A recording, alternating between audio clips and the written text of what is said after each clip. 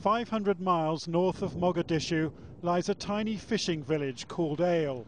It's a windswept, tumble-down place, hardly the multi-million-dollar pirate capital one might expect. Yet incredible as it may seem, Ale is the hub of an industry engaged in daylight robbery on a massive scale. A few miles offshore you can see the pirates' booty, 3 vast ships. They're from Turkey, the Philippines and South Korea, and they're worth hundreds of millions of dollars to their owners.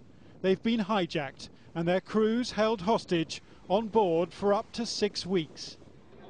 Ale, like the rest of war-torn Somalia, has enjoyed no stable government for almost 20 years. Foreigners risk being kidnapped or killed. But a Somali journalist managed to film these pictures for Channel 4 News, often working secretly and travelling at night. And here in the darkness, this is the pirates' lair, a dingy cafe where a motley crew is bragging about how they've struck fear along one of the busiest shipping lanes in the world. One pirate agreeing to a rare on-camera interview about his role in stealing a ship at gunpoint this summer. We had 2 small boats, and the first one attacked the ship. We climbed aboard and demanded the captain stop. We put the crew in one room, and we brought the ship over here to Ale. We held the crew for about 2 months. We gave them nice food, and we understood each other. When we got our money, we divided it up. I got a little, about $20,000, and then we released them and left the ship. The pirates' car of choice is a favourite with the criminal fraternity the world over, a 4-wheel drive with blacked-out windows. The getaway cars are paid for with ransom money, shelled out to the pirates by marine insurance companies, many of them based in London. Yet Ale's locals seem uneasy about their village's newfound notoriety. This shopkeeper complaining that a poor fishing community has been swamped by pirates who spend their ill-gotten gains elsewhere. There's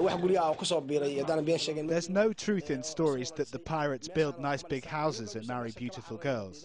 They just use Ale as a launching pad and a hiding place. Most of the people can't stand the actions of bandits, but if the whole world can't stop them, how can we? Yet the hijacking of the Sirius Star this month, the biggest ship ever captured, has awoken the world to the problem. The supertanker is carrying 2 million barrels of oil worth around $100 million. Her 25 crew include 2 from Britain. And she's just one of 15 ships now held to ransom off Somalia, where pirate attacks have tripled this year. We've identified the 3 hijacked ships off Ale. This is the African Sanderling, carrying fertilizer to China. She's from South Korea and brand new, and neither she nor her 21 Filipino crew have been seen for 6 weeks. Next to her is the Yasha Neslihan.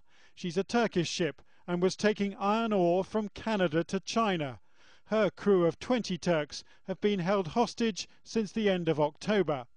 Then there's the Stolt Strength, carrying chemicals to India under her Filipino crew of 23. She was hijacked over 2 weeks ago. The UN estimates the pirates have earned $30 million in ransom money this year. Yet they're a small band. The Royal Navy reckons there may be fewer than 1,000 of them, including these recently captured by Royal Marines. The question, though, is whether there's enough political will to bring them under control.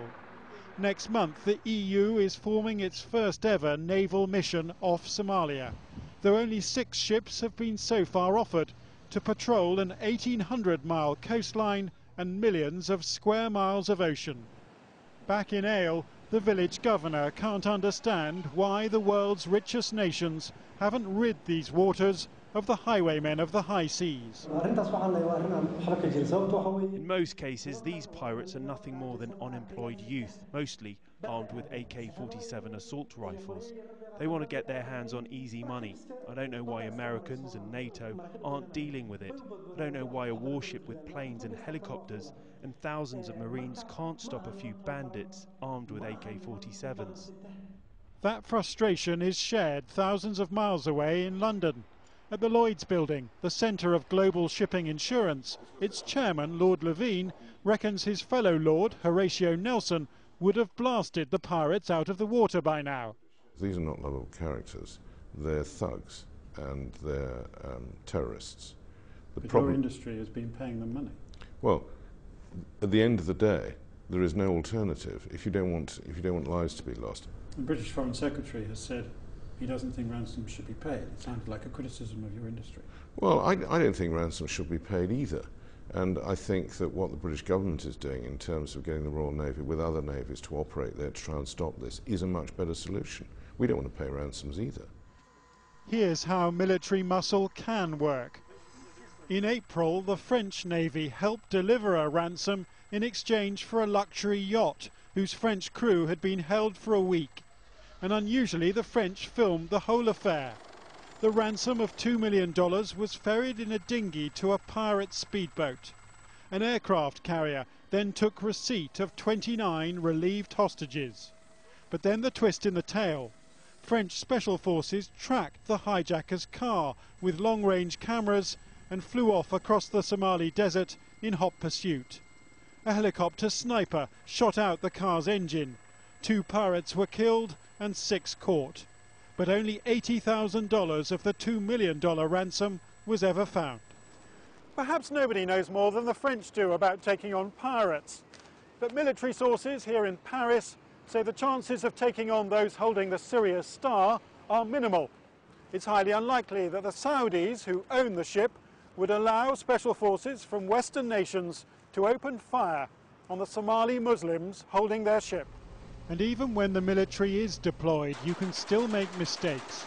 Today it emerged that the alleged pirate ship the Indian Navy blew up last week was full of innocent Thai sailors.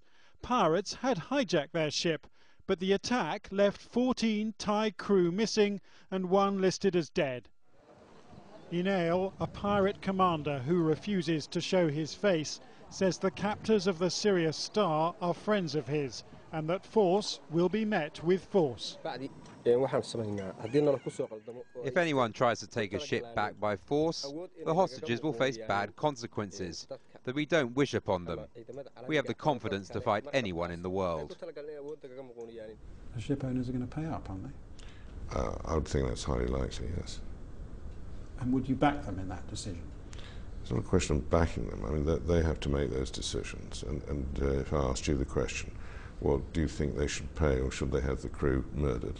What is the option? There isn't one. And if the Sirius Star's owner does pay the ransom, currently running at $15 million, the regional capital of Garowe will be in the money. For this is where Somalia's pirates spend much of their loot, where pirates are hailed as heroes, while the local police haven't been paid in 7 months. I very much support the pirates. Nobody else gives us anything, says this woman. While the region's governor says fixing the problem can't be achieved solely at sea. Even if thousands of ships assembled here, there's nothing they could do about it. The only effective way is to wage a land war, to attack their camps and bases on the mainland. In Ale, the locals fear the Americans could bomb at any minute and kill civilians. But the call of the sea remains a strong one. Ships' ransoms have doubled in the last year, and the pirates say that with so little to lose, after 19 years of civil war here, they will fight on till death.